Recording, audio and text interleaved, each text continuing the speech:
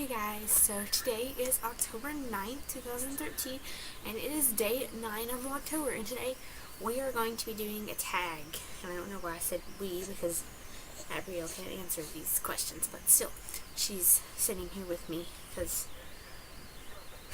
she's, I don't know, she's just bored.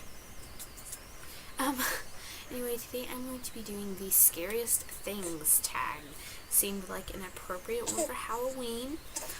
So we'll get to the questions. Number 1, scariest real life experience. Wow. I really think that the scariest thing that has ever happened to me was when I got in a car wreck.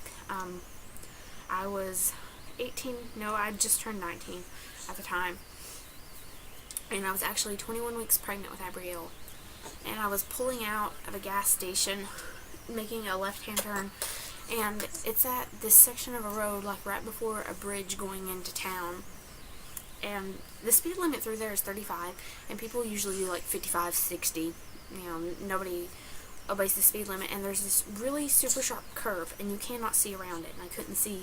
So anytime you pull out from that gas station, you kind of just have to take your best luck and hope that you don't get hit. Well, I pulled out and I got hit, and it was a really weird thing. It was like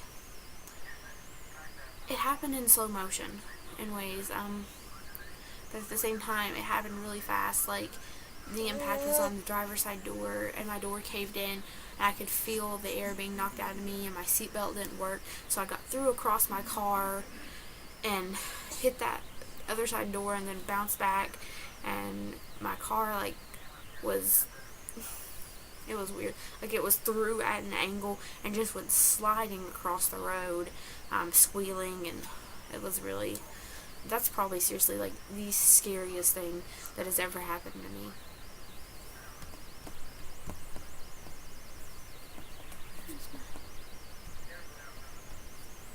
Okay.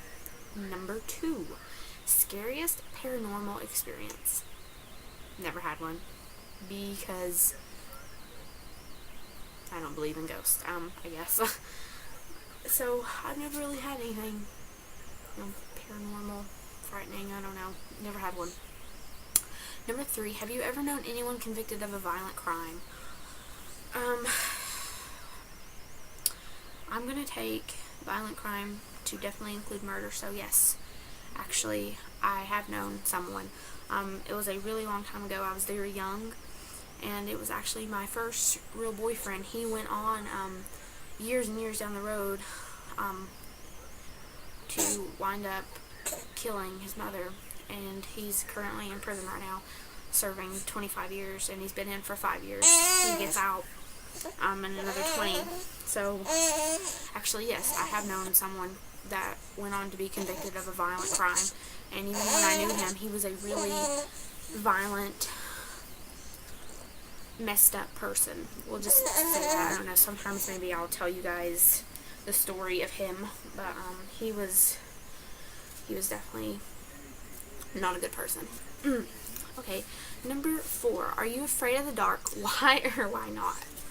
I was afraid of the dark as a child, that's for sure. I think most children are afraid of the dark when they're young.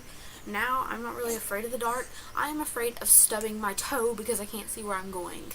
So, no, I'm not afraid of the dark, but I'm afraid of stubbing my toe.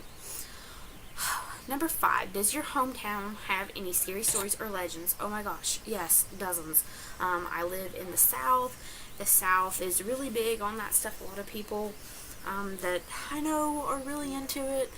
Sam believes in ghosts, his whole family does, they all believe these superstitions, these legends. The town that I live in actually does have a few. There is an old abandoned church that's probably about 5 miles from the house that I used to live in, and it was a long time ago, but there was actually a preacher back in, I think it was the 50s, who took his own life in the church.